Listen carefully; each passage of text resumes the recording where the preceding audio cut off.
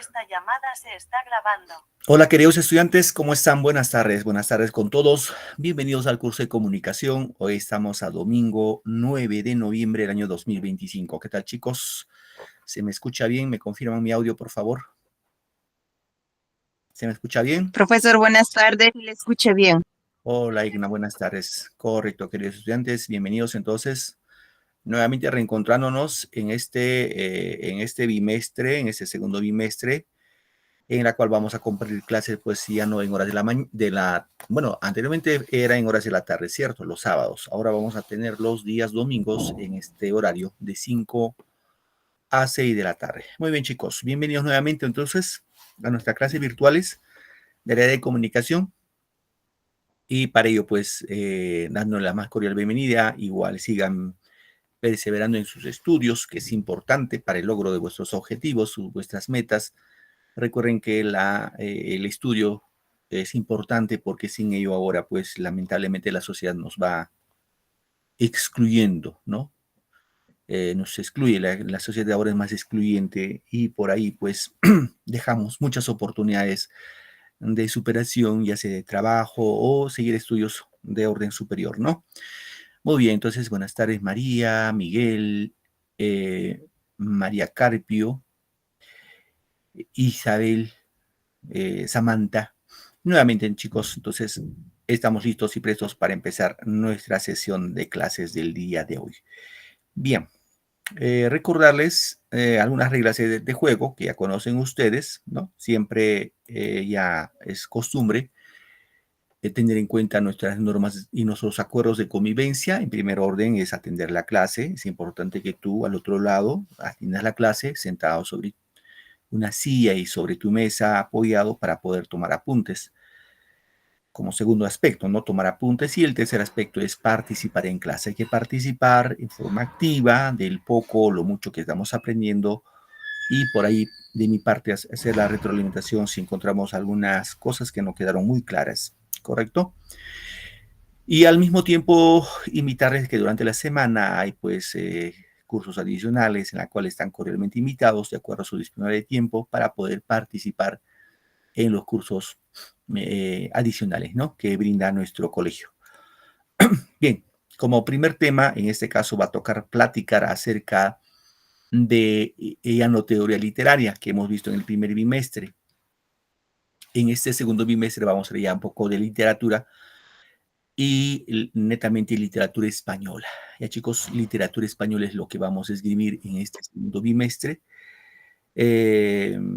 Para poder ir avanzando ya en lo que corresponde a lo que es análisis literario, ¿correcto? Entonces vamos a empezar hablando de la literatura española, repito, este segundo bimestre, y vamos a empezar con la obra, con el libro literario llamado El Lazarillo de Tormes. Y este libro, se va a ubicar dentro de un movimiento literario y que vamos a ver el día de hoy en mayor amplitud. ¿Correcto, chicos?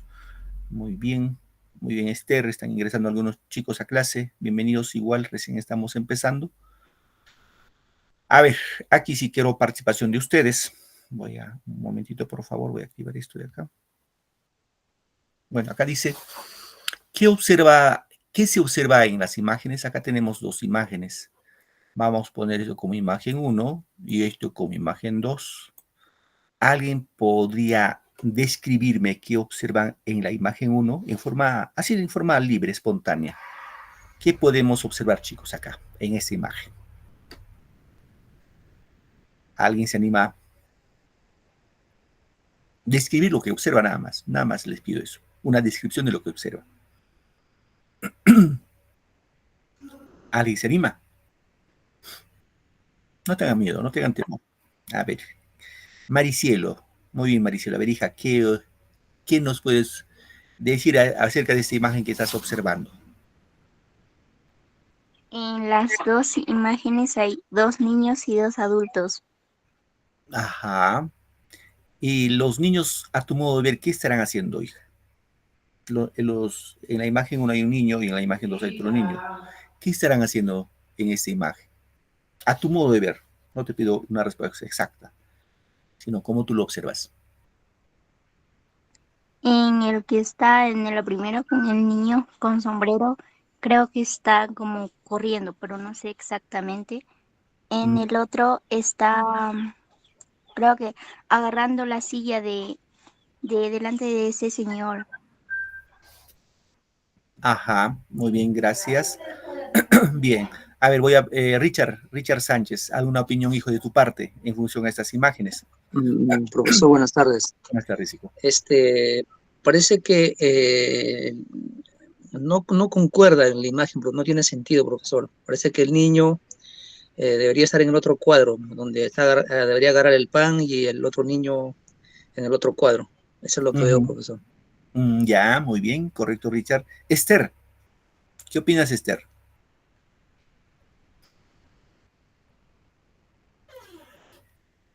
Igual, profesor, buenas tardes. Dale, Que no coincide la imagen y tampoco a la historia, porque el Lazarillo de Torner, si bien es cierto, es una historia de un niño en una pobreza extrema, pero la imagen como que confunde un poco. Ya, correcto. Bien, sí, es cierto lo que ha dicho Esther. La salida de Tormes se refiere de un niño pobre. Y en esta imagen lo que podemos observar es que en las dos imágenes encontramos a un niño. Este niño está tomando algo que no le corresponde, porque aquí vemos a un señor sentadito, con los ojos cerrados, mientras tanto ese niño está aprovechando tomarse, sentado sobre una banca. Y en la otra imagen vemos a un niño, ¿sí? Mientras acá ve un barbero que está trabajando afanado, y el niño aprovecha el momento para coger algún objeto que está debajo de la silla, ¿sí? En esa partecita. Bien. Y en función de eso, parte otra pregunta, ¿no? ¿Por qué ambos niños tienen esas actitudes? ¿Por qué creen que un niño coge algo que no es suyo? ¿Qué pueden opinar, chicos? Hablo de niño, ¿eh? No de persona adulta, de un niño. Por necesidad, puede ser, profesor. Claro. Los niños por lo común cogen algo por necesidad, cierto. De eso es lo que vamos a platicar el día de hoy, queridos estudiantes. Y vamos acá un poquito a ubicarnos. Ojo, aquí ya entramos a lo que es el siglo de oro español. El siglo de oro español se desarrolla en España entre los siglos XVI y siglo XVII. ¿Ya, chicos? Siglo XVI, siglo XVII en España se da el siglo de oro español. Y el siglo de oro español sustancialmente se va a dar como consecuencia que van a confluir en esos dos siglos escritores muy notables, muy connotados, que van a desarrollar distintos géneros como el género lírico, el género narrativo, el género dramático, escritores muy notables en España. Ojo, que no solamente se vislumbraron en España, sino a nivel universal. Y por ende se llama el siglo de oro español. Ahora, en el contexto histórico, siempre nos tenemos que abocar a apoyar, la literatura siempre se apoya en la historia para ver qué pasaba en España en esa época, entre los siglos XVI y XVII. Como un acontecimiento importante va a ser la expulsión de los moros en España. Es decir, recordemos, queridos estudiantes, que España, que es nuestra madre patria, querramos o no querramos, es nuestra madre patria, por muchos siglos fue dominado por otras culturas, por otras civilizaciones. Un tiempo fue dominio de los griegos, otro tiempo fue dominio de los romanos, otro tiempo fue dominio de los persas, otro tiempo fue dominio de los musulmanes, como en este caso, que dominaron España 5 siglos, y en los siglos 15, exclusivamente 15, los de Castilla, del reino de Castilla, son quienes van a expulsar a los musulmanes llamados moros del territorio español. Los van a expulsar. Suponiendo, ahí viene la paradoja, ¿no? Suponiendo que los españoles no hubieran expulsado a los musulmanes eh, y nos hubieran conquistado, primero con el descubrimiento, luego con la conquista al Tahuantinsuyo, se imaginan el Perú y Hispanoamérica habría sido un territorio de musulmanes, así como lo escuchan. Nosotros me estábamos orando y rezando a Alá, nuestra Biblia, no es decir, la Biblia que conocemos, es decir, el Corán, ¿no? Pero son cosas que se dieron en el aspecto histórico.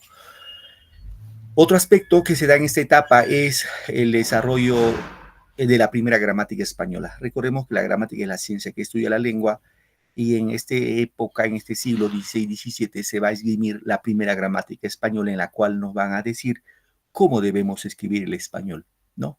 Escribir, hablar, en todos sus componentes de la gramática. Y también aquí se da el descubrimiento de América en 1492, ¿no? Que va a marcar un hecho y por ende España va a tener pues muchas colonias en Hispanoamérica, sobre todo en América, parte de Asia, también parte de África, y España se convierte pues en una potencia mundial, en un imperio, digámoslo así, el imperio español, porque abarcó varios países, ¿no? Muy bien. Bien, vamos acá con lo que es el siglo de oro español, que hemos dicho, ¿no? Que se desarrolla, ojo acá, entre los siglos XVI y XVII, ¿no? Se denomina entonces siglo de oro al periodo comprendido entre los siglos, no nos olvidemos, XVI y siglo XVII, en los cuales la literatura española, ¿no? Va a alcanzar su mayor desarrollo y su mayor esplendor. Ahora, en este aspecto, hay que tener en cuenta dos aspectos, ¿ya? Primero, el Renacimiento, ojo ahí sí, chicos, vamos ubicándonos. El Renacimiento se da en el siglo XVI, ¿ya? Y el Barroco, que es otro movimiento literario, en el siglo XVII. Ojo, no solamente fue en España, fue en toda Europa. Entonces, el siglo XVI se caracteriza por la influencia y el desarrollo del Renacimiento como movimiento literario artístico, y en el siglo XVII el Barroco. Estos dos movimientos literarios van a estar ubicados en el siglo de oro español.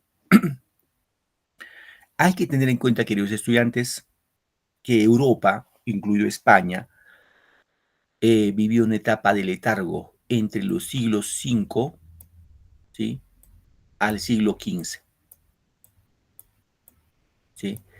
En esos dos periodos, digo, en esos 10 siglos, España, Europa, vivió lo que se llama la Edad Media, la época medieval, ¿sí? La Edad Media. Recuerden que en estos 10 siglos, de desarrollo histórico de la humanidad, el que jugaba el papel importante, preponderante, era la Iglesia Católica, ¿sí? La Iglesia Católica, ¿no?, que no permitió, ¿no?, avanzar ni en la literatura, ni en las ciencias, ni en ningún tipo de arte. ¿Por qué? Porque estos hombres medievales, apoyados en la Santa Inquisición con la Iglesia Católica, tenían que esgrimirse de acuerdo a la concepción de ellos. Ejemplo, en la época medieval se decía que la tierra, ojo, la tierra para ellos era cuadrada, ¿sí?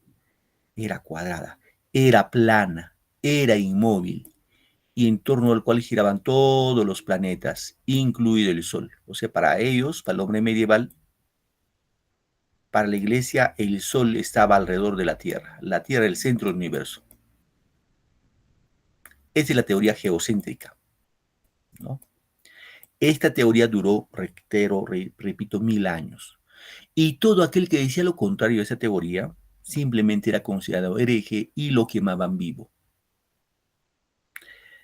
Ejemplo, tenemos a Galileo Galilei. Él dijo que el centro del universo no era la Tierra, sino era el Sol, la teoría heliocéntrica. Que la Tierra no era cuadrada, plana, inmóvil, sino tenía forma esférica. La Santa Inquisición le persiguió, lo capturó y le dijo, bueno, si quieres vivir, pues tienes que retractarte, decir que el universo, el centro del universo es la Tierra. Si no te retractas, te vamos a matar, te vamos a quemar vivo. Entonces Galileo dijo, pues en aras de mi vida, voy a aceptar que la Tierra es el centro del universo. Se quedó ahí. Hubo otro astrónomo, por ejemplo, Jerónimo Bruno, que dijo lo mismo, que el centro del universo no era la Tierra, sino era el Sol, en torno al cual giraban todos los planetas, incluido la Tierra. La teoría, reitero, heliocéntrica. Igual la Santa Inquisición lo persiguió y le dijo, tu vida, tu muerte. Y él dijo, en aras de la verdad, me voy a quedar con mi teoría. El centro del universo es el Sol y en torno al cual gira la Tierra. Y por decir eso, simplemente lo quemaron vivo. Y Jerónimo Bruno es el mártir de la astronomía moderna.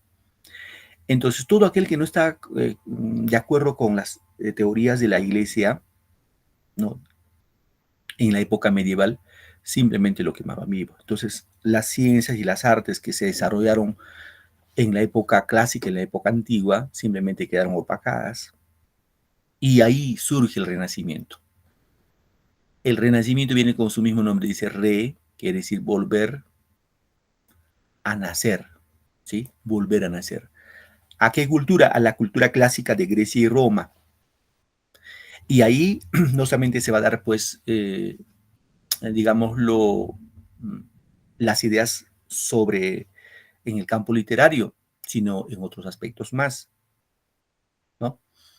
Por ejemplo, aquí vamos a encontrar, por ejemplo, la pintura, en la escultura, con grandes artistas europeos, sobre todo italianos, como Miguel Ángel Borinotti, Leonardo da Vinci, Rafael Sanzio, entre otros artistas más, y obviamente también la literatura.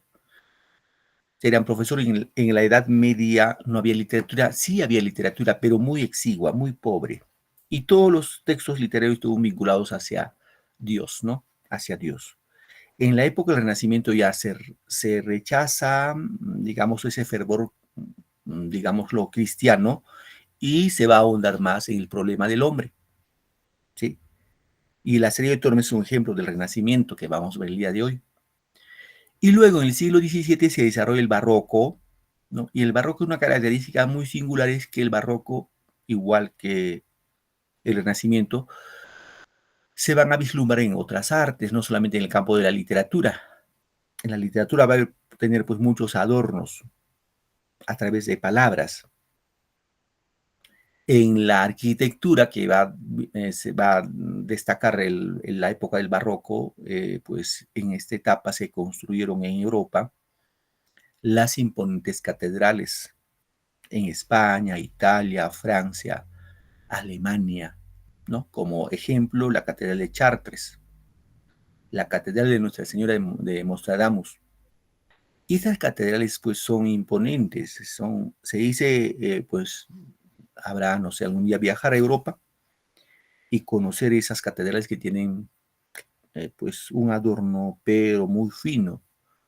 Y ese es lo más notorio durante la época del barroco en el campo de la arquitectura, ¿no? Bien, vamos avanzando aquí. Vamos ahora sí con las características del siglo de oro español. Hemos indicado que el siglo de oro español va a presentar dos etapas: el Renacimiento, siglo XVI, y el Barroco, siglo XVII. ¿Qué más? Se van a desarrollar todos los géneros literarios. Estos de géneros literarios hemos visto en el primer bimestre. ¿Y qué géneros se desarrollan? Género lírico, género narrativo y género dramático, ¿sí? ¿Qué más? El siglo de oro va a haber un rechazo por la literatura o por la época medieval. Sí, hay un rechazo. ¿Qué más? Aquí vamos a encontrar la influencia del clasicismo. Cuando hablamos de clasicismo, hablamos de dos grandes culturas, de la cultura griega y luego de la cultura romana. Grecia y Roma son dos grandes culturas del mundo occidental que van a dejar huellas, incluso hasta ahora, ¿no? ¿Qué más? Tenemos aquí predilección por la naturaleza. Los escritores del siglo de oro español van a tener un gusto, preferencia por la naturaleza. Y también surge aquí, ojo, surge el Teatro Nacional en España, ¿no? Reitero, chicos, se denomina siglo de oro por el esplendor que alcanza la literatura en esta etapa. Bien, nos vamos a ceñir en este caso netamente a lo que es el género narrativo, ¿sí? El género narrativo. Vamos a empezar la clase del día de hoy con lo que es el género narrativo. Recuerden que el género narrativo tiene dos especies, eso hemos visto primer bimestre: la novela y el cuento, ¿sí? Bueno, en este caso indicamos que la narrativa del Renacimiento, ¿no? en el siglo de oro tiene sus orígenes, ojo, en la Edad Media. Ahí está su origen. Para el siglo XVI se desarrollaban en España varias tendencias narrativas. Sustancialmente se desarrollaron tres tipos en este caso, de novelas. ¿Ya? Tres tipos de novela. Uno, la novela pastoril, la novela caballeresca y lo que vamos a ver el día de hoy, la novela picaresca. Reitero, repito, novela pastoril, novela caballeresca y novela picaresca. Los tres tipos de novela. Cuando hablamos de novela pastoril, como referencia, vamos a encontrar que en este tipo de novela se narra las aventuras y desventuras amorosas de los pastores idealizados. ¿Sí? Ejemplo, tenemos por aquí el libro Los 7 libros de Diana, ¿no? Que es una novela pastoril. Luego tenemos las novelas de caballería que vamos a ver en la próxima clase. En este caso, la novela de caballería deriva de los cantares de gesta, en la que se narra hazañas de caballeros andantes. Como ejemplo tenemos el libro Tirante el Blanco, El Amadís de Gaula, y seguramente el libro más conocido por todos es el libro El ingenioso hidalgo Don Quijote de la Mancha, ¿no? Don Quijote de la Mancha. Bien, ahora sí nos vamos a entrar netamente a lo que es novela picaresca. ¿Sí? La novela picaresca. Esta novela, en la cual nos vamos a entrar el día de hoy, va a mostrar una visión pesimista, ¿sí? Una visión pesimista de la sociedad, obviamente de la sociedad española, a través de los ojos de un pícaro. Ese pícaro es un niño y que va a servir a diversos amos, ¿no? Esta novela, la novela picaresca, va a surgir en Europa, en España, sucesivamente en España, en 1554, ¿sí? Con el libro El Lazarillo de Tormes. Es el mejor libro, mejor novela de la novela picaresca. ¿Y cuáles son las características de la novela picaresca? Primera característica, presenta a un antihéroe, en este caso que es el pícaro. En las novelas, cuando hablamos de novelas, por lo común, el personaje principal es un hombre o puede ser un sujeto que siempre va a mostrar cualidades, ¿sí? Cualidades, virtudes. Pero en esta novela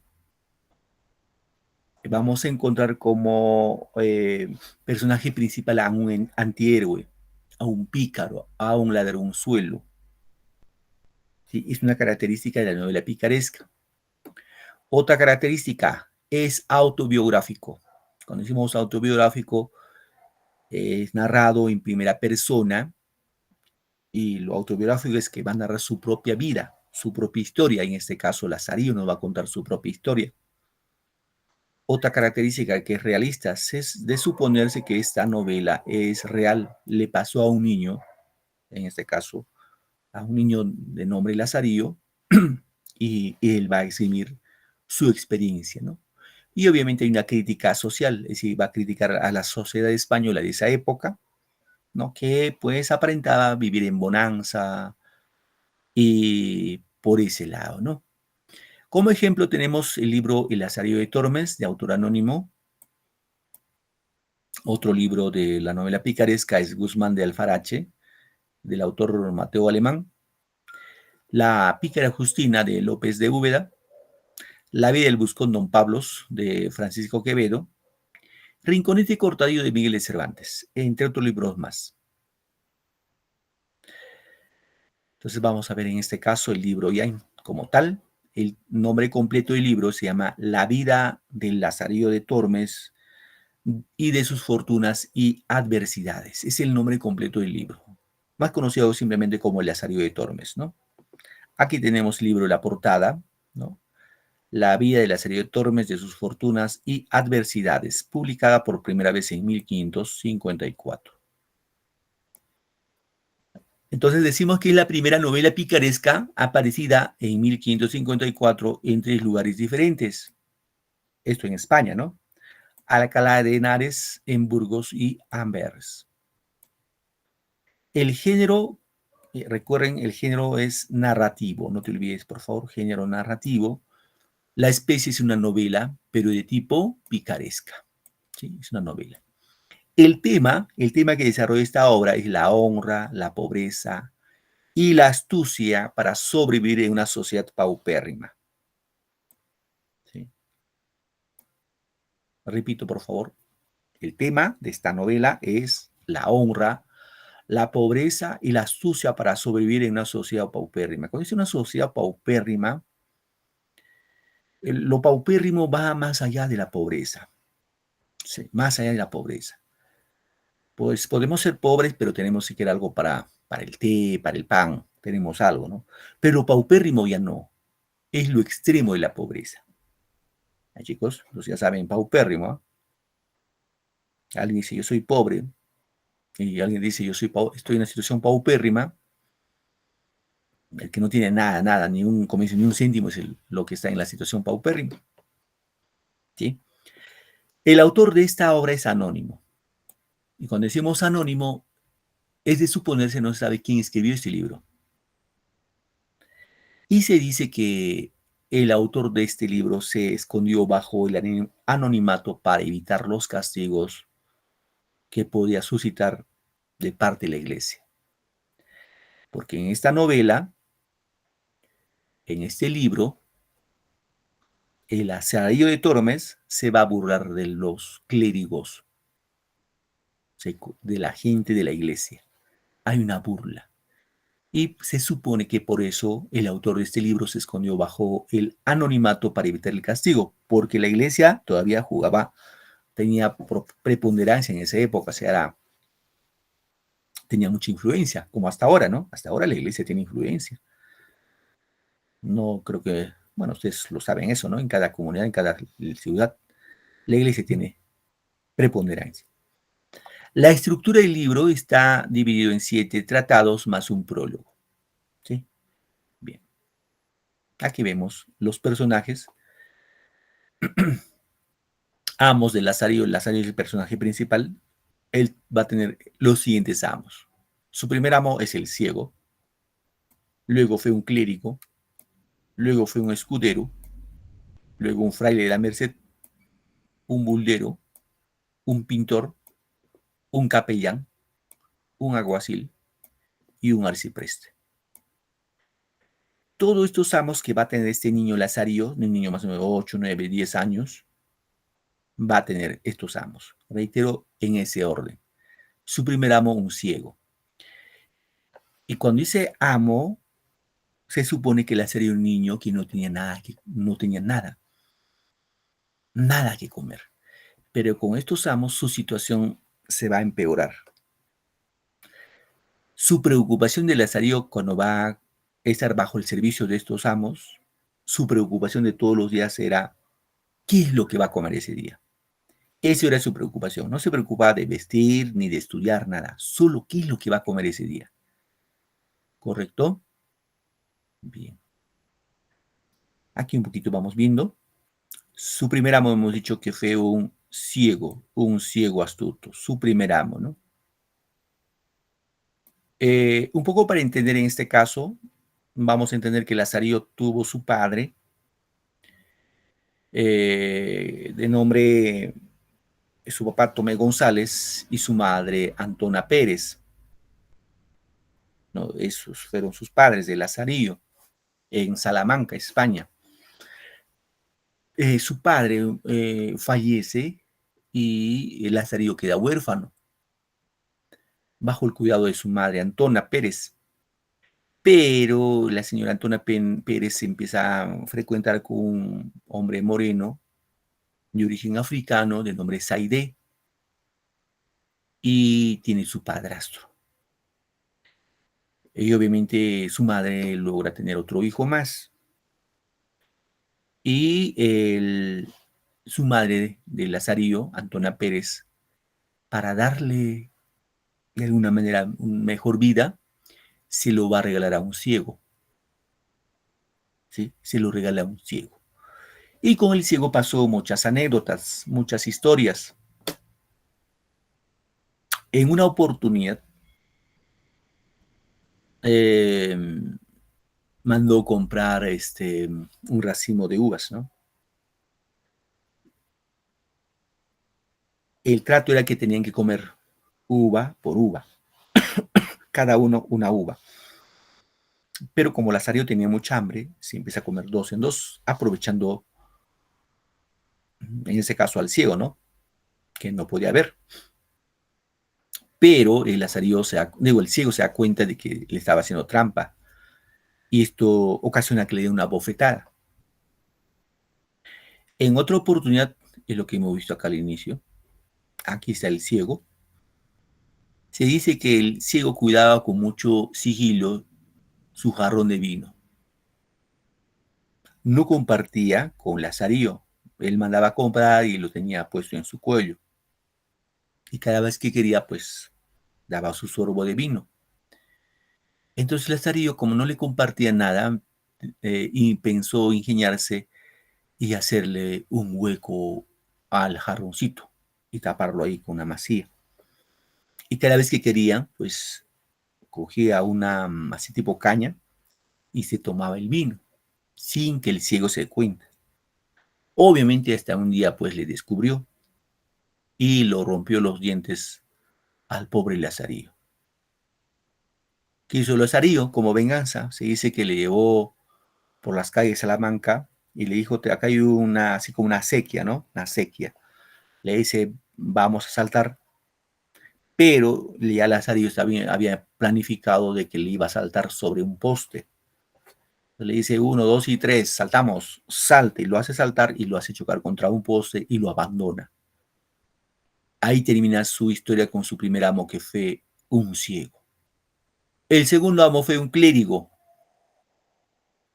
y con este clérigo sus situaciones de hambre empeoraron. Ya este clérigo no comía, no tiene ni para comer.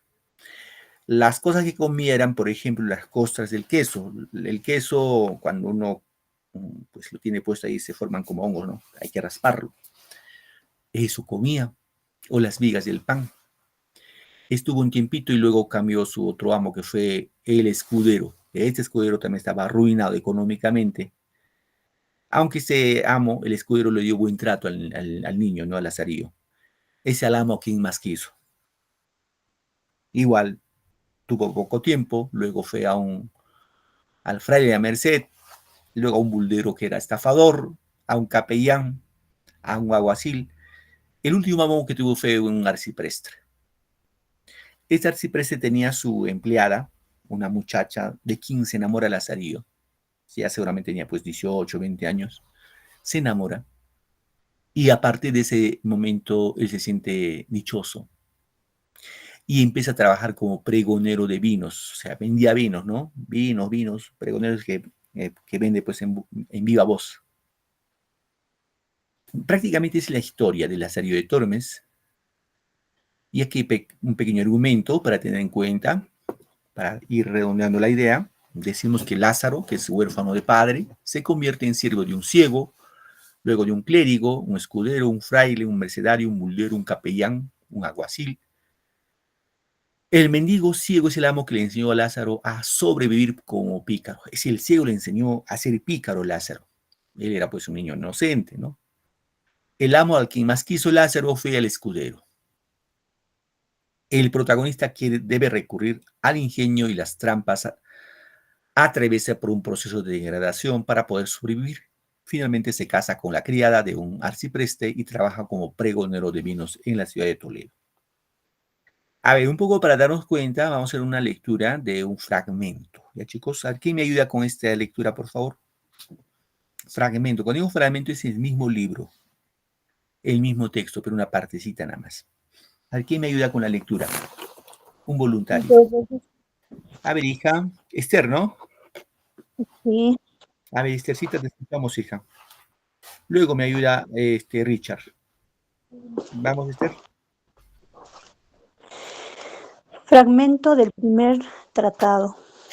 En este tiempo vino a posar al mesón un ciego, el cual, pareciéndole que yo sería para adestralle perdón, la Sí, palabra me es está bien, hija. desconocida. Sí, está bien, está bien. Me pidió a mi madre y ella me encomendó a él, diciéndole cómo era hijo de un buen hombre, el cual por alcanzar la fe había muerto en la de los Helves, y en ella confiaba en Dios. No saldría peor hombre que mi padre, y que le rogaba me tratase bien y mirase por mí, pues era huérfano. Él le respondió que así lo haría, y que me recibiría por mozo, sino por hijo. Y así le comencé a servir y a adestrar a mi nuevo y viejo amo. Como estuvimos en Salamanca algunos días, pareciéndole a mi amo que no era la ganancia a su contento, determinó irse de allí, y cuando nos hubiese de partir, yo fui a ver a mi madre, y ambos llorando, me dio su bendición y dijo, Muy bien. Esther Luarte, tu otro apellido, hija, disculpa, Luarte, ¿qué más? Rueda. Gracias, hija.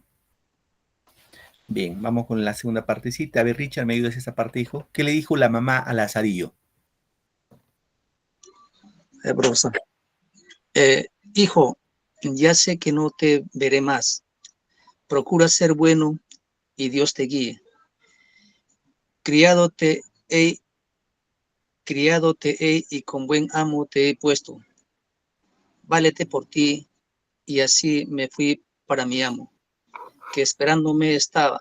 Salimos de Salamanca y llegando al puente, está a la entrada de ella un animal de piedra, que casi tiene forma de toro, y el ciego mándome que llegase cerca del animal, y allí puesto me dijo, Lázaro, llega el oído a este toro y oirás gran ruido dentro de él.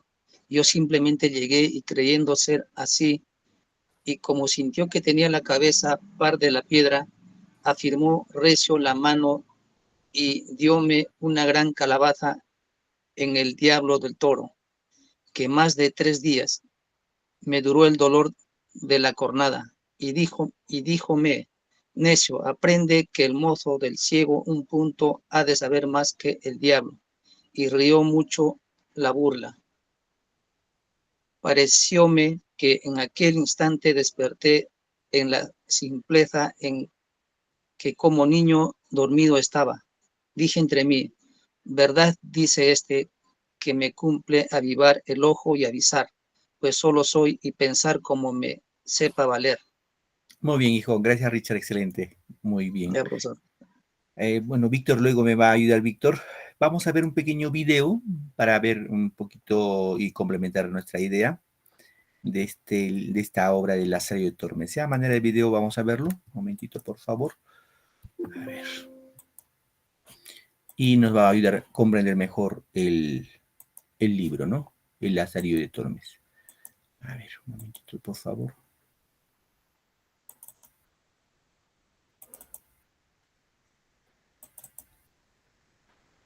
De esta forma, a pesar de la dura realidad,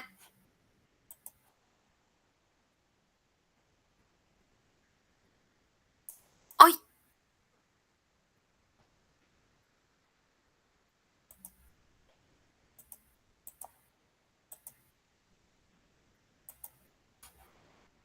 en Draw My Life, el Lazarillo de Tormes hablaremos de su autor más adelante.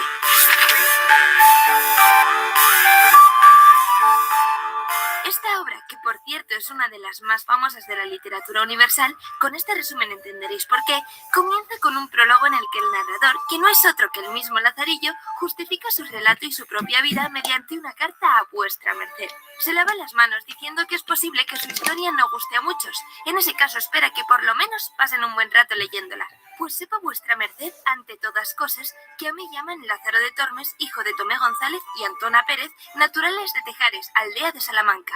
Mi nacimiento fue dentro del río Tormes, por la cual causa tomé el sobrenombre. Y así, con esta facilidad, se presenta Lázaro, más conocido como Lazarillo. Puente que procede procede de una familia humilde y que sus orígenes son algo vergonzosos. Por un lado, su padre era ladrón y tras ser apresado lo mandaron a luchar una batalla contra los moros junto con un caballero, y ahí acabó su vida. Dios lo perdone. Por otro lado, su madre al enviudar se mudó a la ciudad, Salamanca. Ahí consiguió algún que otro trabajillo y conoció a un hombre. Este los visitaba, les llevaba comida, ganándose así la amistad del niño, y meses más tarde la madre le dio a Lazarillo un hermanito. Esta relación estaba muy, pero que muy mal vista. La madre de Lazarillo no tenía muy buen ojo con los hombres, y resulta que Zaide, que así se llamaba el padrastro de nuestro protagonista, también tenía la mano larga, se apropiaba de los bienes ajenos, vaya. Desgraciadamente le pillaron, interrogaron a Lazarillo y a su madre la castigaron prohibiéndole acoger a Zaide en su casa. Por eso ella, para evitar las habladurías y poder seguir alimentando a sus hijos, decide irse a servir a un mesón.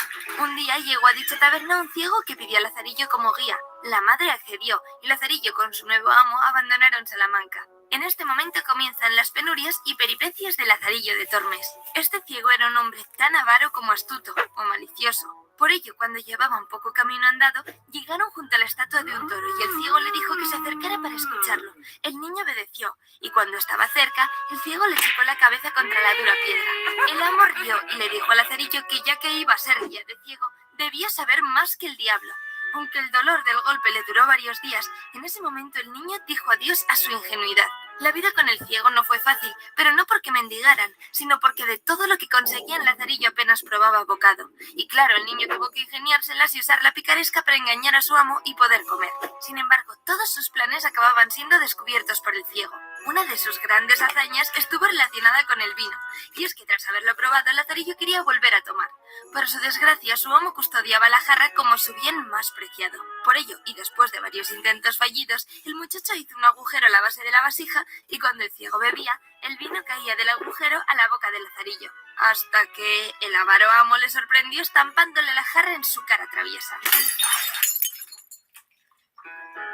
Esto fue una declaración de guerra interna. Lazarillo llevaba al ciego por caminos de piedra, con lodo, y este a su vez se seguía burlando del joven, hasta que por fin, un día lluvioso, cuando Lazarillo y el ciego volvían a la posada, llegó la venganza final. El guía engañó a su amo diciéndole que debían saltar un arroyo si no se querían mojar. Lazarillo preparó al ciego en posición para el salto, pero realmente lo había colocado frente a una columna. Después de una cuenta atrás, el ciego saltó, chocando de golpe contra la columna. Lázaro huyó y nunca más volvió a saber del ciego. Aún así, a lo largo de su vida se acuerda de él. Afirma que aprendió mucho de su astucia y se arrepiente de esta despedida poco ortodoxa.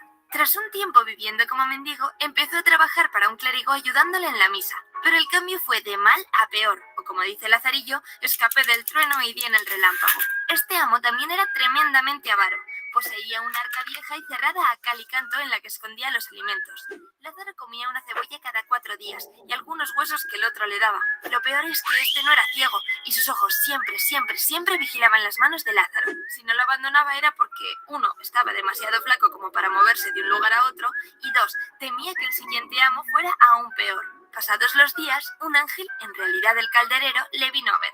Gracias a este hombre, Lázaro consiguió una llave que abría el tesoro de su amo, y desde ese momento tuvo acceso directo a la comida. Cuando éste comenzó a sospechar, Lazarillo culpó a los ratones. Pero, aunque el clérigo no fuera tan astuto como el ciego, no era tonto, y no tardó en descubrir la llave del joven. Le propinó tal paliza que lo dejó inconsciente durante varios días, y cuando despertó lo sacó a la calle y lo despidió. A continuación, Lazarillo se mudó a Toledo, donde un escudero le ofreció ser su criado. Lazarillo accedió, pensando que era su día de suerte, pero tras recorrer toda la ciudad sin llevarse nada a la boca, se dio cuenta de que su fortuna no iba a cambiar.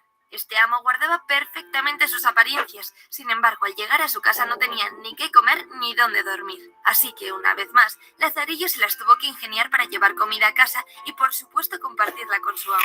Es curioso, hasta el muchacho sentía lástima del escudero. Era un hombre desgraciado que se negaba a trabajar para parecer un hombre respetable. Seguro que conoces a alguien así. No que no quiera trabajar, sino que solo se preocupa de sus apariencias. En fin. Un día, cuando le vinieron a cobrar unas deudas, el escudero dijo que iba a la plaza a buscar el dinero, y nunca más se supo de él. Abandonó a Lázaro a su suerte. Afortunadamente, las vecinas hilanderas lo acogieron un tiempo y le encontraron un amo nuevo, el fraile de la Merced. Este religioso le dio a Lazarillo sus primeros zapatos, y no era de extrañar, porque lo único que hacía este hombre era caminar y dar paseos. Por eso a Lázaro estos zapatos le duraron tan solo 8 días. Pasado un tiempo y cansado de tanto andar, el joven abandonó a su amo. Su siguiente amo fue un buldero. ¿Qué es un buldero?, te preguntarás. Suscríbete y te lo digo. Pues bien, los bulderos eran funcionarios de la iglesia que repartían bulas para conseguir limosna para las cruzadas. ¿Y qué son las bulas? Son unos documentos que otorgaban ciertos privilegios espirituales. Lo que pasa es que este amo no era muy de fiar. Era más bien, ¿cómo diría?, un estafador. Engañaba a la gente con las bulas para cobrar su limosna. De hecho, Lazarillo fue testigo de cómo, junto a un alguacil, creó una artimaña en la que el buldero decía que el alguacil no había muerto gracias a su bula. A nuestro protagonista no le gustaba esta clase de triquiñuelas y después de 4 meses de engaños terminó abandonando a este amo también. Llegó a servir a un pintón de panderos. ¿Panderos? Sí, el instrumento. Pero este no le trataba muy bien. Y un día, estando en una iglesia, un capellán le invitó a trabajar para él. Y ya sabéis que Lazarillo no es de los que rechazan este tipo de oportunidades. Este nuevo amo le dio un asno y cántaros de agua para que el joven la llevara por la ciudad. Fue un gran avance para Lázaro, como si hubiera subido un peldaño en el escalafón social. Entre semana pagaba a su amo lo que ganaba, pero los ingresos de los sábados eran íntegros para él. Por ello, después de 4 años de trabajo y con el dinero ahorrado, se pudo comprar ropa vieja, un jubón, una capa y una espada. Nada mal, ¿eh? Cuando se vio así vestido como hombre de bien, devolvió el asno a su amo y se despidió. Se asentó con un alguacil, pero estuvo poco tiempo con él porque le parecía un oficio peligroso. Una noche les atacaron a pedradas y a palos. ¡Uy, no! Así no podía vivir.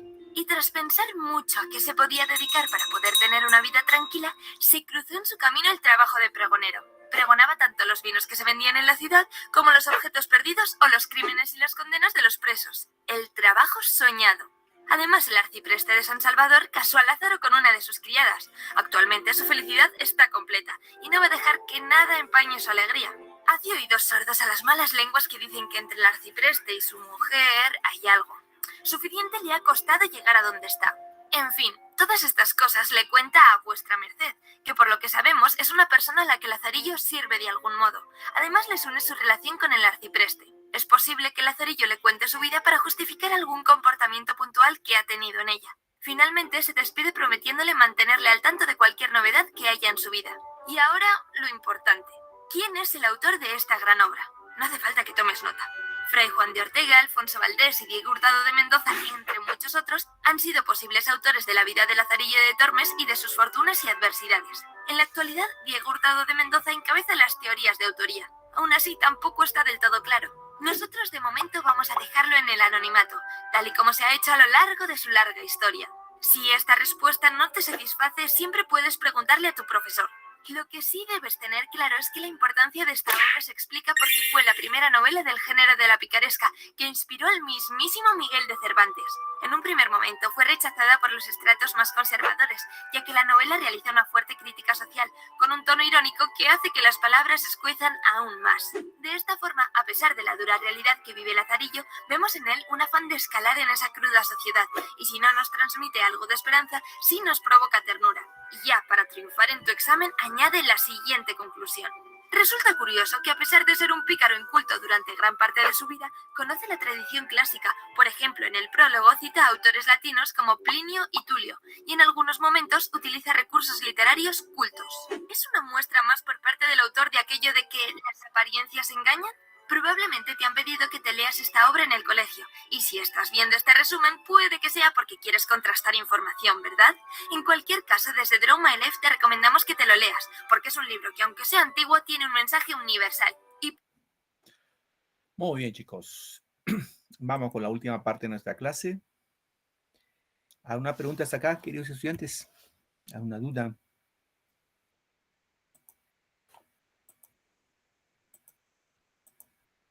Bien. Vamos ahora sí con ronda de preguntas, queridos estudiantes. Van a levantar su manito los que saben la pregunta. Para ver qué tan atentos han estado a nuestra clase. Y la pregunta 1 dice, Lazarillo de Tormes se encuentra narrado en segunda persona, tercera persona, cuarta persona, primera persona o no se muestra. A ver, un momentito, por favor, voy a activar esto de la pluma. A ver. A ver, Esther Loarte, ¿cuál es tu respuesta, hija? No se muestra, profesor, porque según lo que usted nos explicó, cuando se narra en primera persona sería el autor y no hay un autor. Ya, Entonces, podría decir que es en tercera persona. Tercera persona. ya, gracias Esther, muy bien. Richard Sánchez, Primera, profesor. primera persona, gracias Richard. Víctor Palacios Vázquez, ¿cierto? Víctor, Presente, profesor. Buenas tardes. hola hijo, ¿tu apellido es Palacios Vázquez? Así es, profesor. ¿Cuál sería tu respuesta, hijo? La D, en primera persona. Gracias, hijo. Con Lady Cruzado, tu respuesta, hija. Primera persona, Cruzado Montenegro, ¿no? sí. Maricela Ortiz. Ortiz, ¿tu otro apellido cuál es? Disculpa, hija. Vare. Ortiz Vare. Vare, Sí, con V, ¿no? sí. Tu respuesta, hija. La D. Gracias. Anita García. Buenas tardes, profesor. La D. Anita, ¿no? García Cachique, ¿no? Sí, profesor. Gracias. Y por último con Palomino Gamonal. Yanela. Profesor, buenas tardes. La D. Gracias. A ver, acá vamos un poco explicando esa parte. Esta novela, chicos, esta novela está narrado en primera persona. Por ahí, vuestra compañera Esther dijo, profesor, no se muestra porque el autor no se sabe quién es, ¿no? Claro, el autor es anónimo, ¿cierto? Pero cuando uno lee la historia de Lazarillo de Tormes, es una narración de autobiografía. Es decir, Lazarillo mismo, que no es el autor, el Lazarillo es el personaje principal, nos va a narrar su propia historia.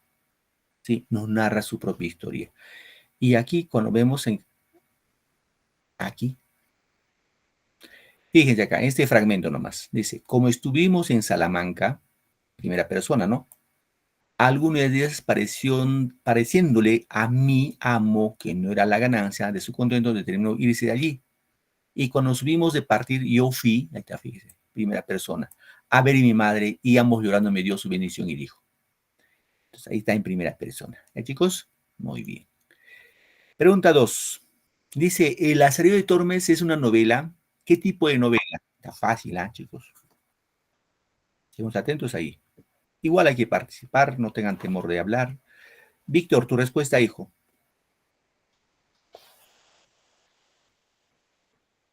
Víctor Palacios.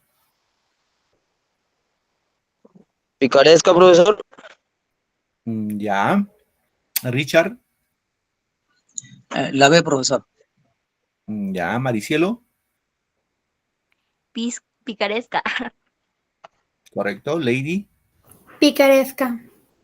Isabel. Picaresca. Vega de Bonilla es tu apellido, Isabel. Sí. Esther. Si estaríamos hablando de género sería picaresca, pero dice, El Lazarillo de Tormes es una novela. ¿Se está preguntando género? Entonces es picaresca. Ajá, gracias. Yanela. La B, profesor. Así es. Es una novela picaresca, ¿cierto? Hemos indicado que en este caso, en el siglo de oro español se van a 3 tipos de novelas, ¿no? La novela pastoril, novela caballeresca y novela picaresca. Y Lazarillo es una novela picaresca. Y para irnos, ¿por qué la madre de Lázaro lo deja con el ciego? ¿Por qué creen que le dejó con el ciego? La A, para asegurarle una vida mejor. B, para deshacerse de un estorbo. C, porque no lo quiso a su hijo. La D, para provocarle sufrimiento. Y la E, porque quería castigarlo. A ver, Esther, ¿cuál será tu respuesta, hija? Para darle una vida mejor. Ella pensaba que iba a tener más oportunidades, ¿no? Y no podía mantenerlo. Gracias, Esther. Richard. La profesor. Gracias, Lady. La profesor. Ya, Maricielo. La. Ya, Víctor. La profesor. Anita. La profesor. Isabel. La profesor. Muy bien. Respuesta es la aquí, ¿no? Para asegurar una vida mejor. Muy bien, queridos chicos. Nos vamos a quedar en esa parte. No vean la hora. Tienen otro curso. Desearles una bonita semana, un bonito domingo y que le vaya súper. Y a la próxima clase nos volvemos a reencontrar en otra sesión más. Gracias. Buenas tardes. Felicidades a todos.